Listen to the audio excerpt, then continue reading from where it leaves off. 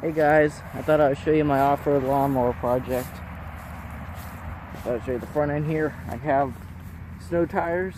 I will show you the size of those. They are 18 by 6.5 by 8. So they are 8-inch rims. They're skinnier than the back, so it has a good stance. In the front end, I have my Austin bumper off of a Craftsman lawn tractor.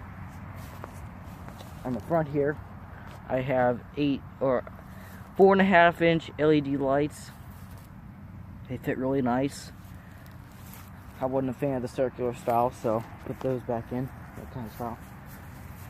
Then over here I have my exhaust system, which comes out of the motor right there. It goes under and it goes into a 5-horse Briggs & Stratton lawnmower muffler. Runs down here to a 2.5-inch piece of flex pipe that goes out to the back of the mower.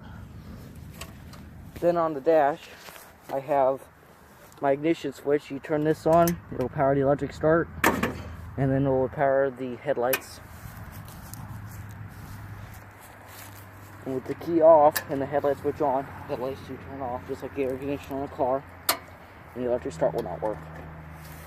This is the key for the kill. That's on. You turn that off, and that's off. So it does take 2 keys to operate this mower. Then back here is a $50 Tractor Supply seat. Looks really nice on it. I will fold this up. Right there, I just drilled 2 new holes for it, not where I wanted to, and bolted it right on there. Very easy to install.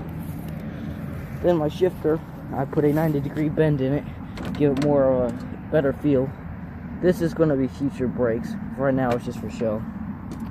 I use a piece of trim here to keep from wearing my shifter rod out, and it works really well. Mud flaps, this is a piece of garden edging, and then this is a part of a golf cart body. I did that on both sides, really came out nice. These are my bars. You grab onto these if you're about to flip, and they will never let you down. On the back here, I've got, this is a piece of 2.5 or 1-inch piece of box tubing steel, and then I bolted, this is an old muffler guard off of a Craftsman. I put that on here, and that really made a nice little trunk. You pull these 2 wing nuts off, and this plate will lift up, and you get access to your trunk. This is my little recovery hitch on the back.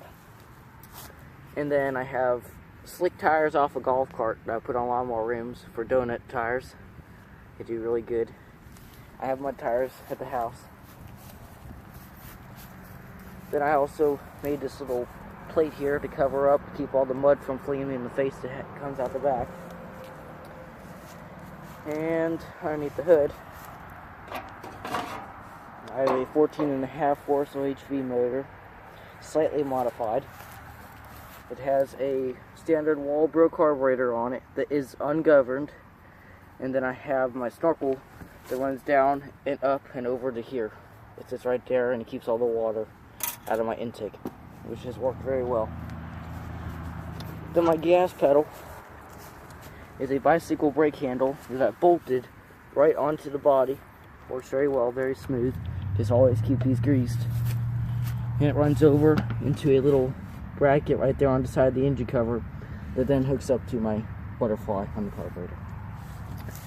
I'm going to have my friend hold the camera here, and I will show you my quick release hood.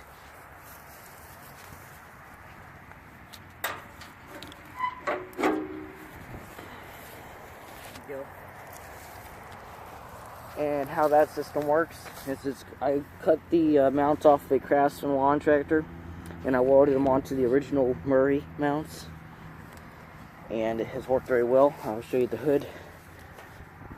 It's got the 2 mounts there that just bolt on, and then the front bumper bolts on right to the original mounts here, and it works very well, very strong. Yeah. Headlight wiring runs up and over to the dash, and then my ground goes right here on the side of the motor block. Also a Craftsman connector. Then underneath the lawnmower, I have a 6-inch pulley in the front, Tractor Supply, weld up the hub onto the pulley. And then I have an extra idler pulley here with a homemade tensioner, or not tensioner, belt keeper. And then it runs back to the original clutch pulley. Let's see if I can push it. Works very well. Good belt tension. And it runs back here to a 4-inch pulley. I never say run aluminum, but this aluminum pulley has held up very well. It does rub on the steering or the shifter rod a little bit, but it has never torn up any belts, or it's never worn down the shaft at all.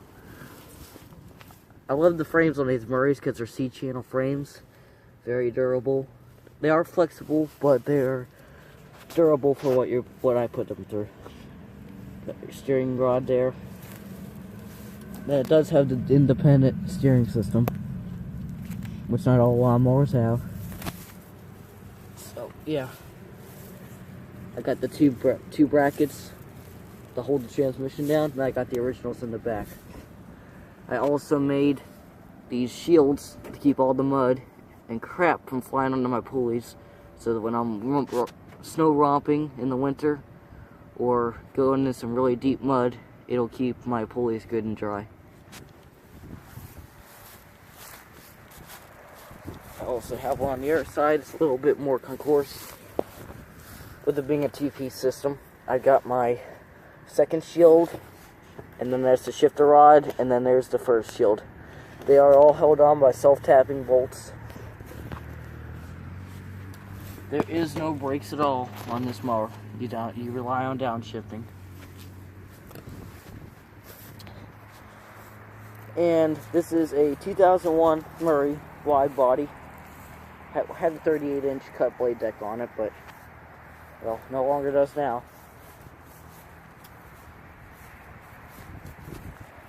Underneath the seat, I put this little cover over the battery off of the Craftsman. And I have my original Everstart battery. Not original to the mower, but the original kind of battery. Works very well.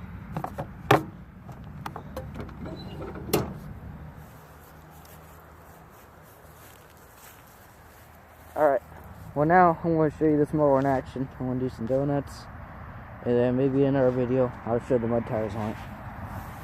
Okay.